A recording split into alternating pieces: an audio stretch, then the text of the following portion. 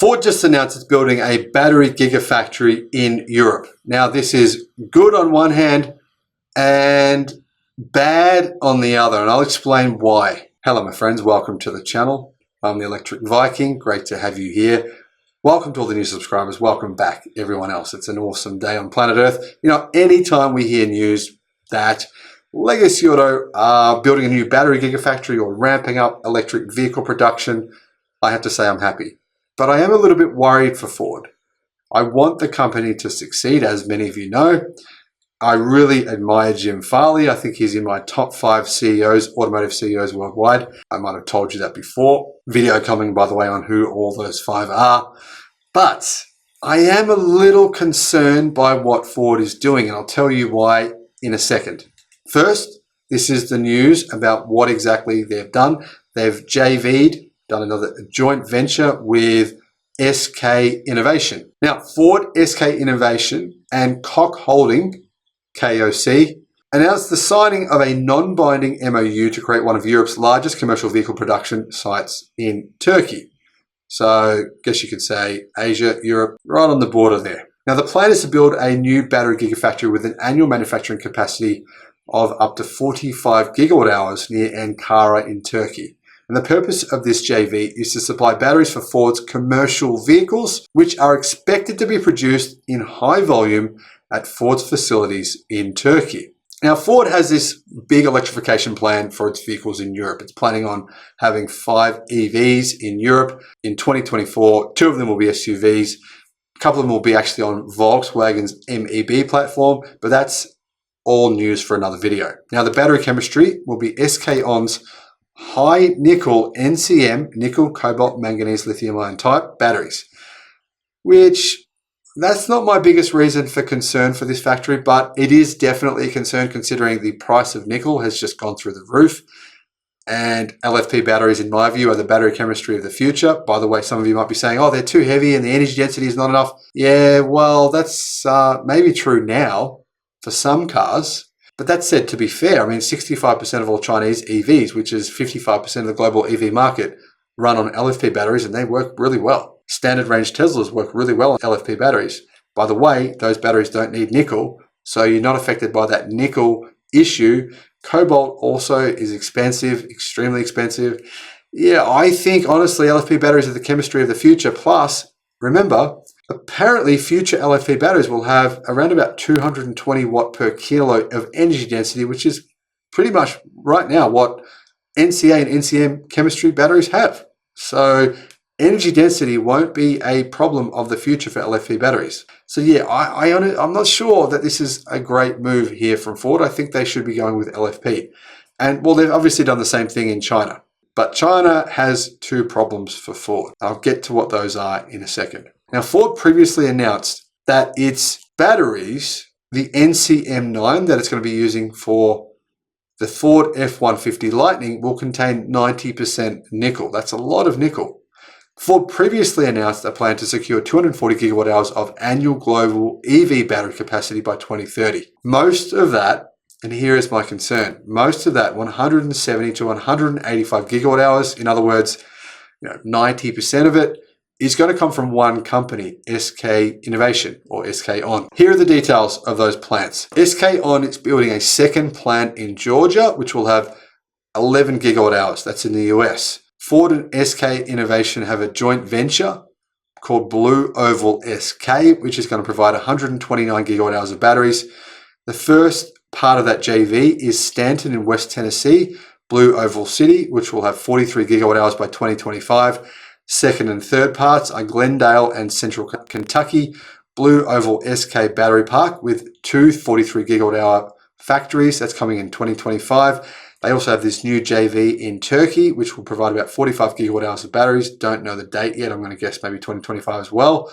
That comes to a total of 170 to 185 gigawatt hours, or 70 to 70% out of the 240 gigawatt hour total. Here's a quote. Ford plans to have 240 gigawatt hours of global battery capacity by 2030, and a fair amount of it will come from SK On Ford, about 90%.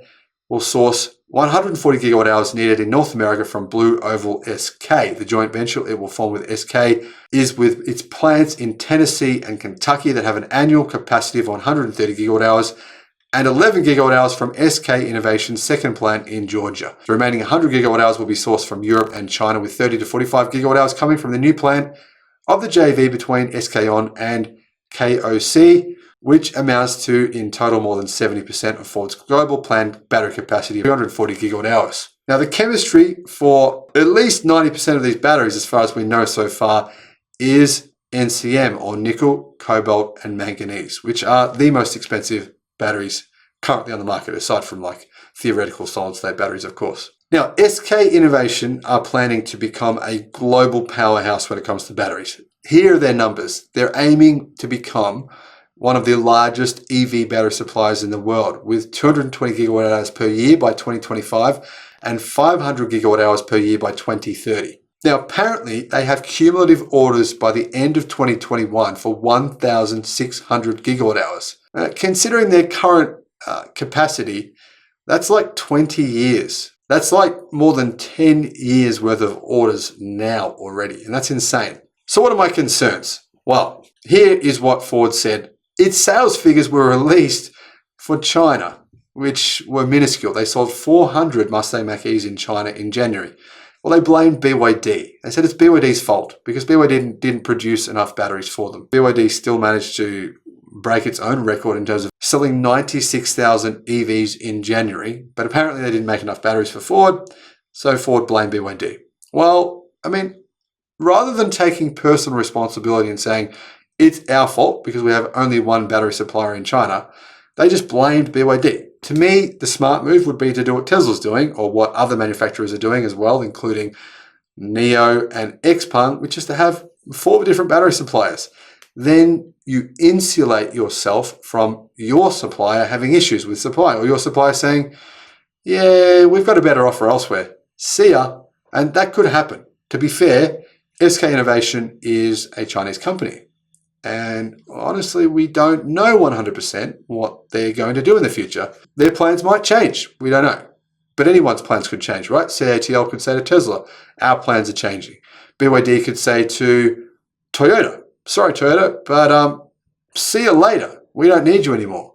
That could happen at any moment. And that is why you need more than one battery supplier. The fact that Ford is planning to have basically one battery supplier, well, at least one battery supplier for 90% or more of its global battery needs over the next decade, is frankly alarming. The fact that almost all of those batteries are planning on being NCM nickel, cobalt, manganese batteries is also alarming when we consider the fact that Rivian itself has already realized that LFP batteries need to play a significant role in their EV production. Obviously, Tesla knows it, Volkswagen now knows it. Many manufacturers are becoming aware of this fact, but for some reason, Ford are not. Bizarrely, Ford chose to use BYD's NCM chemistry batteries rather than using their blade battery, their lithium iron phosphate batteries. It just doesn't add up to me. I'm really baffled as to why Ford have decided to use one battery supply for the next decade, to not diversify that, and to only use NCM chemistry batteries, which are clearly much more expensive than LFP, and potentially could end up being 3 times more expensive based on the fact that, I mean, look at the nickel prices right now. Cobalt prices could do the same. I'm not sure this strategy is a good one. Let me know in the comment section below what you think though. Do you think this is a good strategy? One battery supplier, one type of battery chemistry, which is expensive and going up in price, which many people don't see as the future. I'm disappointed. Ford, you know what? I'm going to say it. I'm disappointed. And honestly, I'm not sure what you're doing, but maybe you'll do what you've done over the last year, which is continue to pivot and change your mind. Hopefully you do. But honestly, at this point, things are maybe not looking so rosy at Ford after all. But hey, I'm just one person. Let me know in the comment section below what your opinion of this is. Thanks for watching, and I'll see you again on the next video. Bye-bye.